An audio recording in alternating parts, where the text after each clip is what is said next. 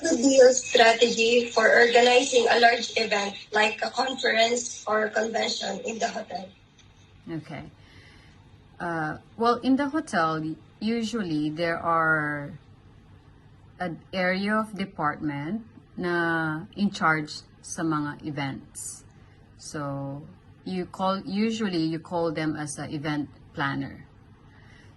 But my background, I was on a different department, front office. But what I can share with you is when I was working, which is quite a similar experience, when I was working as a catering and events sa Google office,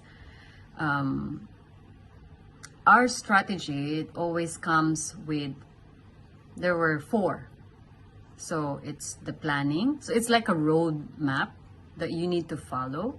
So first is you have the planning, and then you have pre-event, and then the event itself, and then the post-event. So these 4 steps,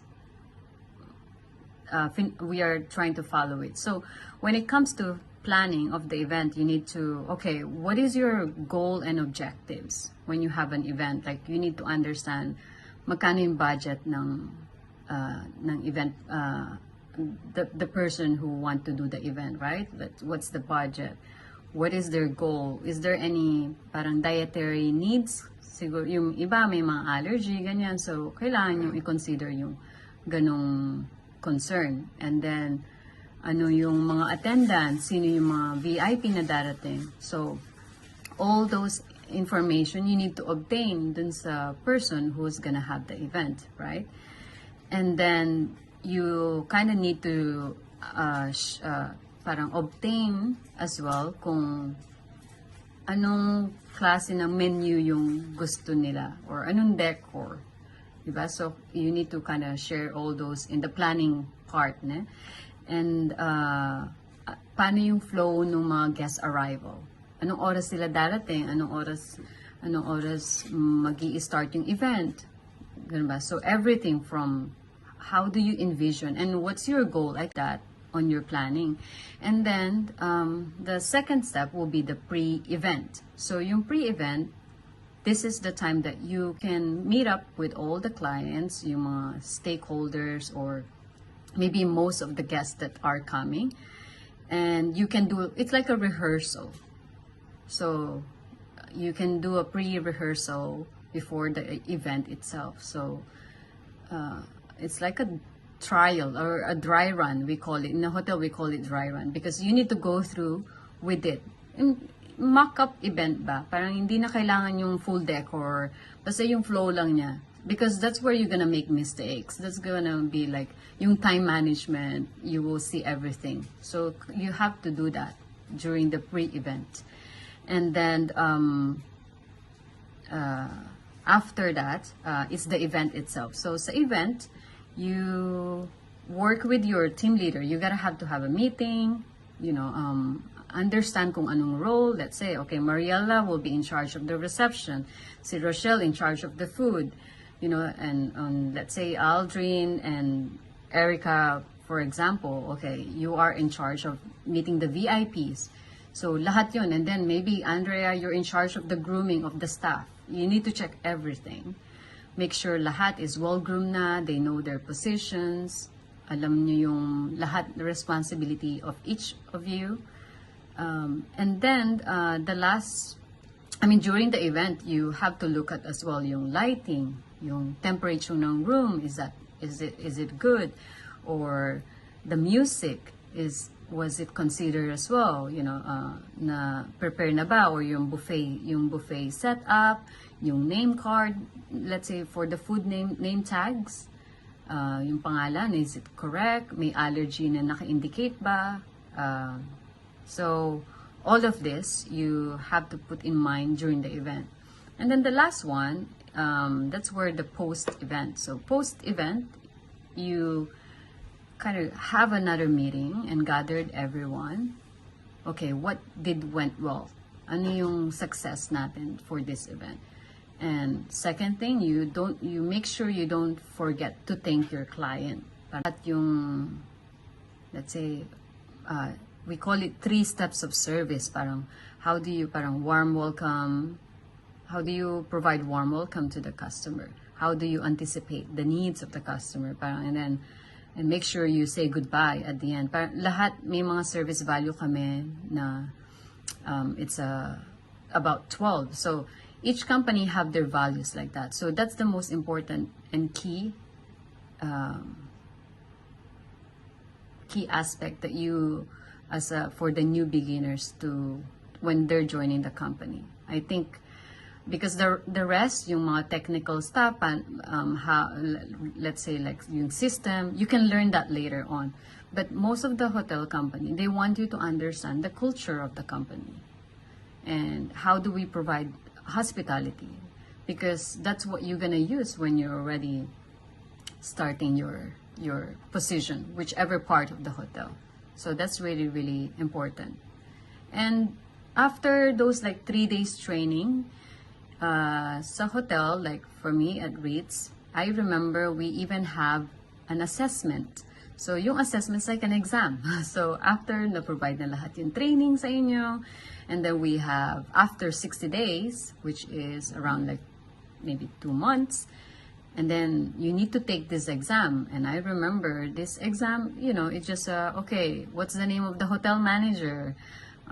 Who is the person in charge of sales? Sino yung executive chef?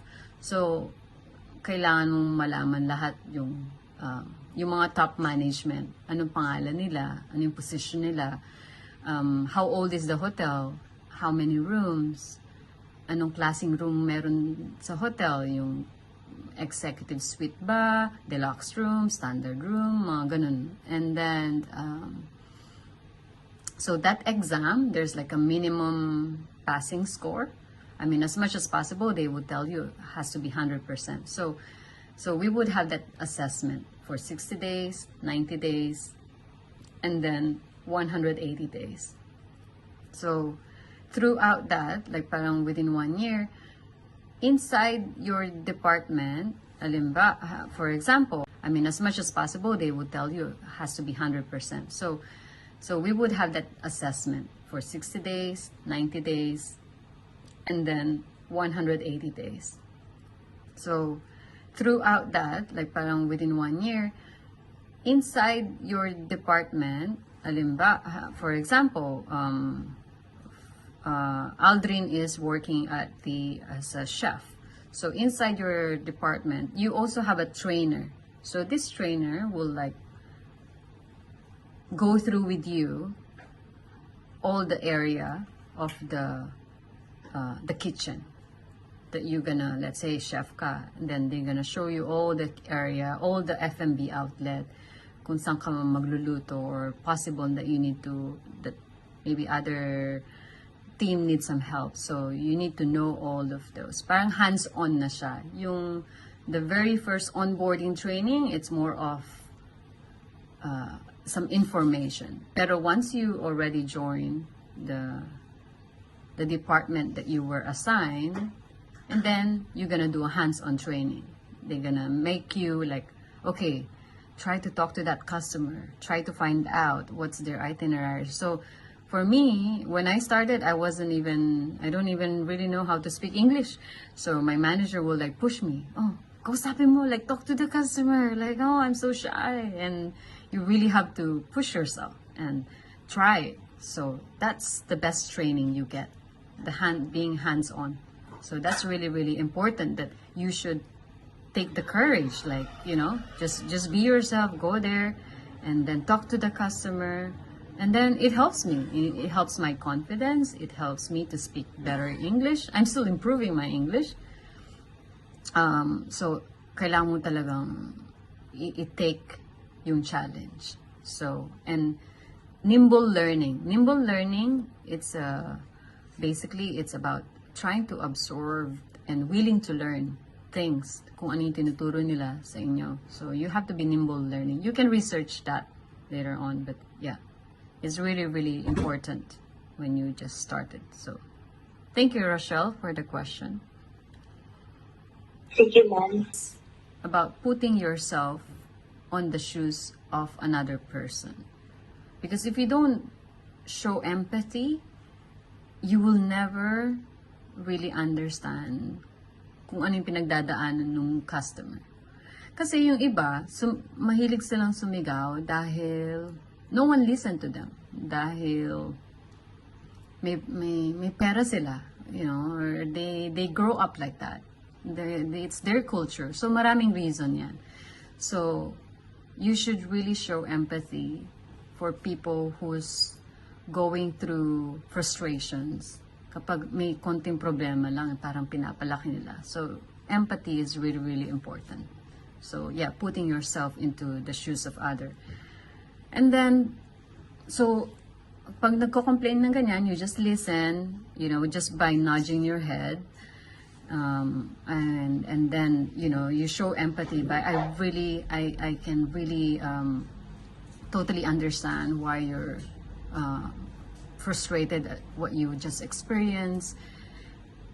I deeply apologize, and this is really unacceptable. So remember, so you listen, and then you empathize, and then you apologize. So this time, then you have to apologize. And pag nag-apology ka, kailangan is really sincere, because you need their business, right? They're the hotel, and at some point they always have a right. Obviously, not every customer is right. That's bullshit. I'm sorry for my word, pero that's not it's not customer always right. But we need to stay professional. So you apologize to them, and then you resolve the problem, find a solution. Based on my experience, hindi lahat ng customer they need money or compensation. Yung iba, they just really want you to listen to them. Pag nag-complain sila na they found na mangyayari pa. So it's prevented na, okay, this customer had an issue last night, nag-check-in siya, and then they found a hair in the room. So we need to really take care and make sure everything goes smoothly. So, but on a personal note, I had a lot of customers, especially sa Dubai, that are really, really upset. And I remember there's one customer who were really upset kasi wala yung channel, yung TV channel, sports channel that he used to have. Tinanggal na namin yun kasi hindi naman parang popular. Pero yung customer na yun, lagi siyang pupunta sa hotel namin para manood lang ng TV, yung sports na yun. Gano'n lang siya. Gusto lang he will fly out from, I think it was like in Africa, and then he'll come with his, bodyguard niya and his girlfriend, and then just stay and just relax and watch the TV, yung sports channel. And then wala na, tinanggal namin. So, nag-request siya, galit na galit siya. He called the operator, and then the operator pick up and then said, "Oh, this customer want to speak to the manager." So I was the manager on duty at the time. So I pick up the call, and then I just listened to him. Sumisigaw siya, "This is unacceptable. I'm paying," I think he was paying like about 80,000 pesos, or maybe more, 100,000 a night. So for me, there's really nothing I can do. That problem, it's something that I cannot fix tonight. Kasi contract yun It's a kontrata siya na we need to get the line again for that channel. So I told him na, thank you for sharing your frustrations. I wish I can do something, but unfortunately, I may have to refer you to another hotel.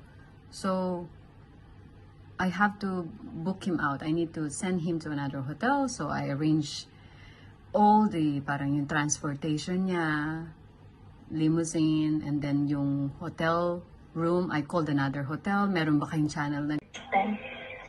Okay. So, that's PMS, right? So, PMS, sa hotel, we have a system called Opera. So, each hotel, meron silang iba-ibang name or system na ginagamit. But the main popular one that most of the hotel use. It's called Opera system. So this PMS, it's used by the front office. So mga front office department lang, yung parang pinaka main access ng guest account. So, halimbawa, Mariela, you check in, and then pag chinek in kita, I will use the PMS. Kasi nandito lahat yung credit card mo, yung name, yung information, arrival date mo, everything. And then, so, this is the main, this system, this Opera is the main one that we will post your room charges. Dito nagra-run yung one night stay or 2-night stay, whichever how long you're staying. And then, yung POS, on the other hand, yun yung ginagamit ng mga food and beverage. So, halimbawa, nag-decide ka na mag-dinner dun sa restaurant, and then, the restaurant has a POS. So, it's a different system, pero parang basic siya. Mas simple compared sa Opera. So, let's say you had a dinner in the restaurant, and then the POS system is linked to the PMS. So, yung POS, magta-transfer yung dinner charge mo dun sa PMS. So, pag nag-check out na yung customer, usually we ask them like, oh, do you have any last-minute consumption at the minibar? And then, sasabihin nila, oh, yeah, I took one Coke earlier. So, we can post that. Pwede namin i-post yan. Pero dun sa PMS. Pero, you don't post it using the POS. So, yung PMS, you can post anything. Let's say, sabihin nila, oh, nag-dinner din ako, bakit hindi na-post? Nag-dinner ako for 3 people, let's say. And then, pero yung chinarge nila kagabi was only for 2 people. So, ang gagawin namin nun is, instead of asking the F&B na, oh, post it in the POS, we can actually post it manually. So, i-delete ko yung unang pinost nila, and then, I will post it manually. So, literally, yung PMS is, you can post anything. Pero yung POS, ano lang siya, specific lang for spa. Maybe nagpa-massage yung customer, yung guest, or they just went for F&B, for in the restaurant, or in the bar. Yun yung POS yung ginagamit. So, PMS is the big system that most of the front office department is like the main account. Is that clear? Yes, po. Thank you. Thank you so much.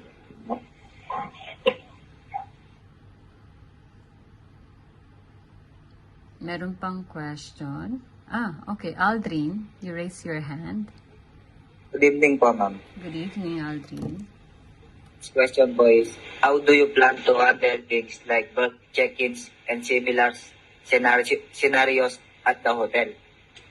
Okay, so bulk check-in. So, maybe I can share yung when I was in Dubai. Kasi sa Ritz-Carlton, or regular hotel, usually mga 300 rooms lang sila, or 120 rooms. Sa Singapore, when I was there, it's about 608 rooms. And then I moved sa Dubai, we have 1,608 rooms. So, yung bulk check-in, we have about 1,000 guest arrival. So, it's, so just imagine an airport, puno ng tao, parang ganun siya. Or maybe a convention na ang daming arrival. So, for bulk check-in, you only deal with one person. Ang tawag doon is meeting planner. Okay, so you only deal with one person. Thank you very much, Miss Anne, for giving us time for this interview session. We will make sure that we will apply all the learnings that we got from you tonight. We hope that you enjoyed answering our questions like how we enjoyed asking you to. And before we end this interview session, can we please have a photo documentation. Sure. Yes. So everyone need to show their beautiful smile, isn't it?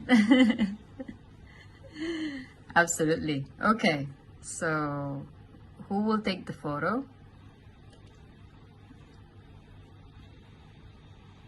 Or are you just gonna do a screenshot? Or do you want me to do the screenshot? Or I don't know. Let me know. Sure. I can take a photo. Okay. So I don't see Yes. Christopher's camera and Erica as well. And Rochelle. Maybe the signal is a little bit slow.